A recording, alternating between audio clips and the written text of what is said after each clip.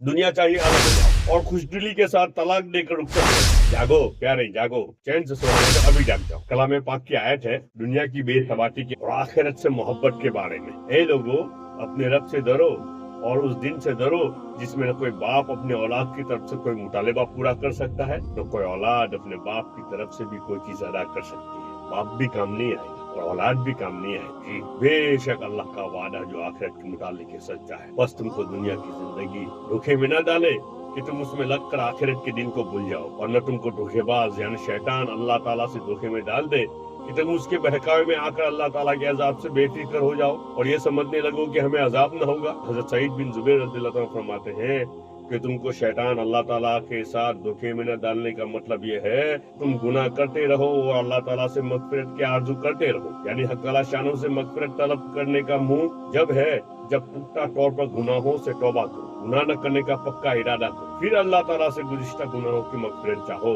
और ये हिमाकत है कि दिन भर गुनाहों से मुंह काला करते रहो और जुबान से कहते रहो या अल्लाह तुम माफ कर, जैसा कि इसी फसल के नंबर 18 पर आ रहा है। और एक आयत का तर्जुमा है, ए नबी सल्लल्लाहु अलैहि वसल्लम, तुम अपनी बीवियों से भी दो टुक साफ बात कह दो कि अगर तुमको दुनियावी जिंदगी और उसकी ज़ैब व ज़ीनत चाहिए तो आओ, मैं तुमको कुछ दुनियावी माल व मता दे दूं और तुमको खूबी और खुशदिली के साथ तलाक देकर रुखसत कर दूं। और अगर तुम अल्लाह ताला की रजा को और उसके रसूल सल्लल्लाहु अलैहि वसल्लम के निकाह में तंगी और फक्र व फाका के साथ रहने को और आखिरत के आला दर्जों को चाहती हो तो ये दिल नशीन कर लो कि तुम में से नेकी करने वालों के लिए अल्लाह ताला ने बहुत बड़ा अजर व सवाब रखा है।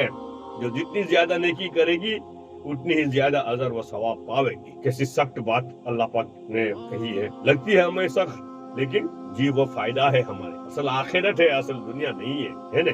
देखो कलाम पाक की आयत फिर से पढ़ो। आप वसल्लम को क्या कहा जा रहा है, अल्लाह पाक क्या कह रहे हैं। ए नबी सल्लल्लाहु अलैहि वसल्लम, तुम अपनी बीवियों से भी दो टुक साफ साफ बात कह दो कि अगर तुमको दुनियावी जिंदगी और उसकी ज़ैब व ज़ीनत चाहिए तो आओ, मैं तुमको कुछ दुनियावी माल व मता, महर, नफका वगैरह दे दूं और तुमको खूबी और खुशदिली के साथ तलाक देकर रुखसत कर दूं। जी, दुनिया चाहिए अलग हो जाओ। ये नबूवत की तालीम है ना, नबूवत का घराना है। वहाँ तो आखिरत मुकद्दम रहेगी हमेशा, आखिरत मुकद्दम रहेगी हमेशा, इसलिए कि आखिर अल्लाह रब्बुल इज्जत ने आखिरत को मुकद्दम रखा है। और अगर तुम अल्लाह ताला की रजा और उसके रसूल सल्लल्लाहु अलैहि वसल्लम के निकाह में तंगी और फक्र व फाका के साथ रहने को और आखिरत के आला दर्जों को चाहती हो तो ये दिल नशीन कर लो कि तुम में से नेकी करने वालों के लिए अल्लाह ताला ने बहुत बड़ा अजर व सवाब तैयार कर रखा है।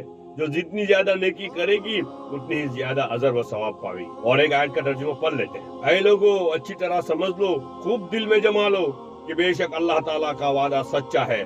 ऐसा ना हो कि दुनियावी जिंदगी तुमको धोखे में डाल दे और ऐसा ना हो कि धोखेबाज तुमको अल्लाह ताला से धोखे में डाल दे कि उसके धोखे में आकर तुम अल्लाह जल्ल शानहू से बेफिक्र हो जाओ। हज़रत सईद बिन जुबैर रज़ियल्लाहु तआला अन्हु इसकी तफसीर में फरमाते हैं कि दुनिया का धोखे में डालना ये है कि उसमें मशगूल होकर आखिरत की तैयारी से गाफिल हो जाओ, और शैतान का धोखा ये है कि गुनाह करते रहो और अल्लाह ताला से मग़फ़िरत की तमन्ना करते रहो। दुनिया का धोखा क्या है?